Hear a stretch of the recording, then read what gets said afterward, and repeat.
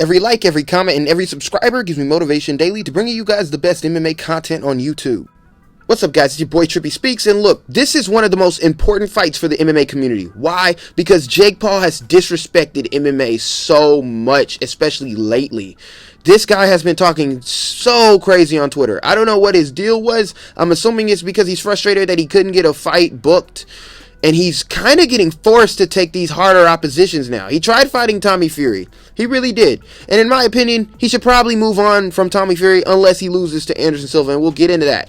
Look, man, Jake Paul is being forced to take these type of competitions now. He was going to fight Rasim Rahman Jr. And I don't know what the true story was behind that. A lot of guys said that it was because of ticket sales. And it was because he couldn't sell out the arena. And they weren't making enough money. They weren't generating enough money for the event. Other people are saying that Rasim Rahman pulled out, or also Rasim Rahman was going to miss weight or something like that. I don't know. Who cares? We're getting this fight, and this, in my opinion, is a much better fight. Now, is it more competitive? It depends on the way you look at it. Because in my opinion, the only way, and mark my words, the only way Anderson Silva loses this fight is maybe now at 48, his age has finally caught up to him, and he just simply can't perform in the way that he has in his previous boxing matches, or he has a glass jaw and he cannot take a punch, which that was the stigma around Anderson, is that he, in MMA, anytime he got touched, he got rocked or he got dropped. Now, I kind of disagree with that. I don't think that a guy of Jake Paul's caliber will be able to land something like that on Anderson Silva. You guys are insane if you think the same punch that knocked Woodley out in the second fight is going to be the punch that's going to knock Anderson Silva out. You guys just don't know combat sports at all, and you should probably just leave the community, to be honest, because I don't care about educating you, being honest.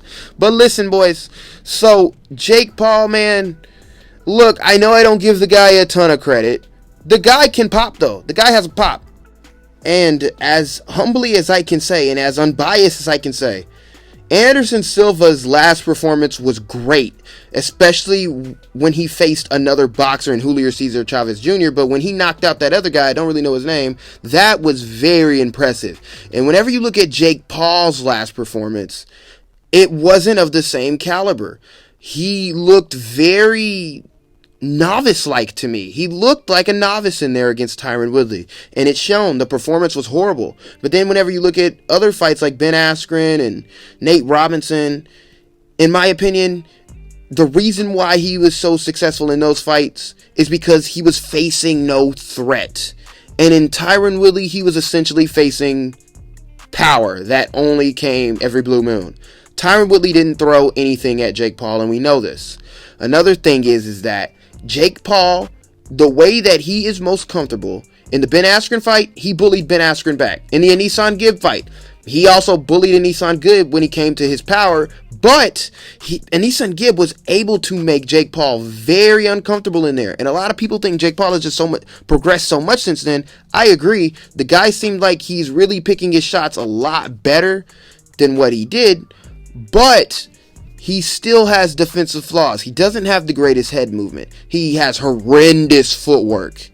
Those are his biggest holes, in my opinion. And his shot selection is just spamming the right hand and hoping it lands.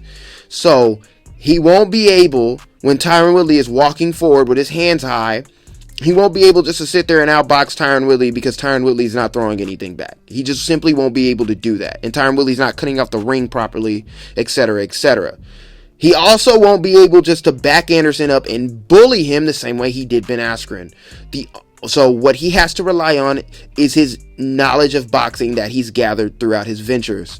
Now, Anderson Silva arguably has faced tougher competition. No, not arguably. He has tougher competition in the boxing ring than Jake Paul has. And Jake Paul is the proclaimed boxer here. So you already know how I'm kind of leaning towards this fight. I'm pretty sure we're going to see Anderson Silva put on a boxing clinic against Jake Paul. And Anderson's not even a boxer. I do think early it'll be a little competitive. But I think that Jake Paul is going to be very frustrated trying to land overhands on Anderson Silva and them not landing. And I think he's just going to get sniped. I think he's going to just continuously walk into shots. And he could potentially knock Jake Paul out. But I'm not banking on that. The other thing I'm kind of worried about is that we already know Jake Paul has a lot of weird contract stipulations.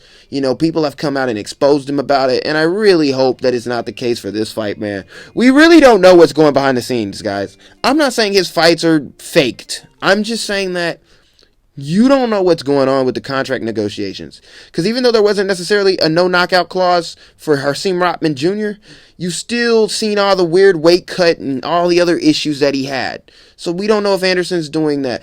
And another thing, this is the last thing, this is what I'm going to leave off of. Is Anderson Silva doing all these things as a clean athlete? I'm just saying, he's 48. He got dropped out of the UFC because he simply can't perform. He simply couldn't perform to the level of the other guys, of the other clean athletes, because of USADA, maybe. We don't know. We thought he was aging. And then now he's in the boxing ring and he's showing everybody up. Okay, that's just my suspicion. Y'all let me know what you guys think. It's been your boy Trippy Man, and I'm excited for this fight. And I'm out, man.